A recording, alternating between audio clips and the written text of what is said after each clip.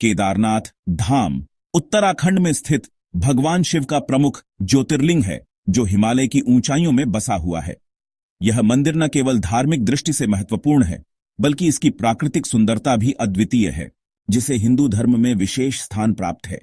हर साल लाखों श्रद्धालु यहां आते हैं, अपनी आस्था और भक्ति को प्रकट करने के लिए। इस मंदिर की स्थापना, प्राण प्रतिष्ठा और पुनरुद्धार से जुड़ी कई ऐतिहासिक, पौराणिक और आधुनिक घटनाएं हैं। यह मंदिर सदियों से श्रद्धालुओं के लिए एक महत्वपूर्ण तीर्थ स्थल रहा है। केदारनाथ मंदिर का निर्माण पांडवों से जुड़ा हुआ माना जाता है। महाभारत के युद्ध के बाद पांडवों ने अपने पापों का प्रायश्चित करने के लिए भगवान शिव की खोज की।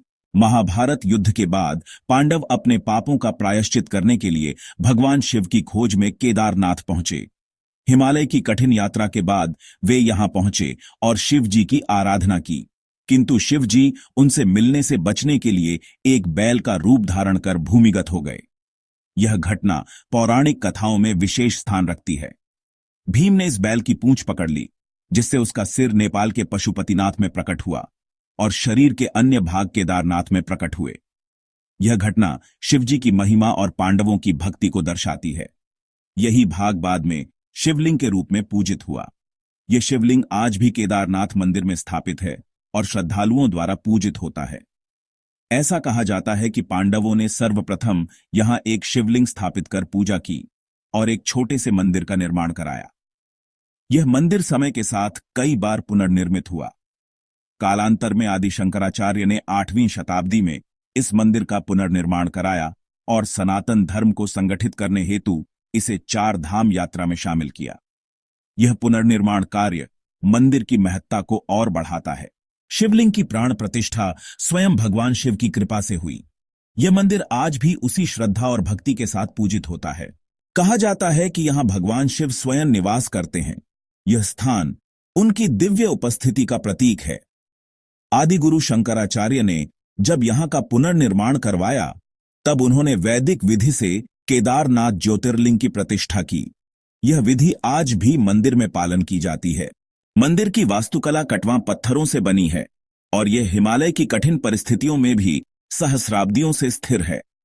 इसकी संरचना अद्वितीय है और यह स्थापत्य कला का उत्कृष्ट उदाहरण है। केदारनाथ मंदिर कई प्राकृतिक आपदाओं का साक्षी रहा है। इन आपदाओं ने मंदिर की स्थिरता और शक्ति को परखा है।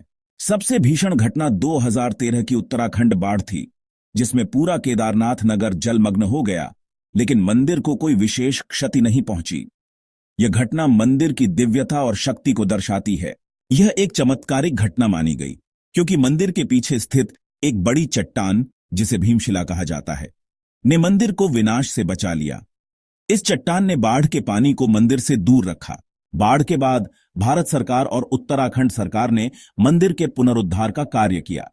इस कार्य में मंदिर की संरचना को और मजबूत किया गया और यात्री सुविधाओं को बेहतर बनाया गया। प्रधानमंत्री नरेंद्र मोदी के मार्गदर्शन में केदारनाथ पुनर्निर्माण परियोजना चलाई गई, जिसके तहत मंदिर परिसर, यात्री मार्ग, सुविधाएं और सुरक्षा उपायों को बेहतर बनाया गया। इस परियोजना ने मंदिर की महत्ता को और बढ़ाया है। केदारनाथ मंदिर एक पौराणिक धरोहर है, जिसे पांडवों ने खोजा, आदि शंकराचार्य ने पुनः प्रतिष्ठित किया और आधुनिक भारत ने फिर से संजोकर रखा। यह मंदिर हमारी सांस्कृतिक और धार्मिक धरोहर का प्रतीक है।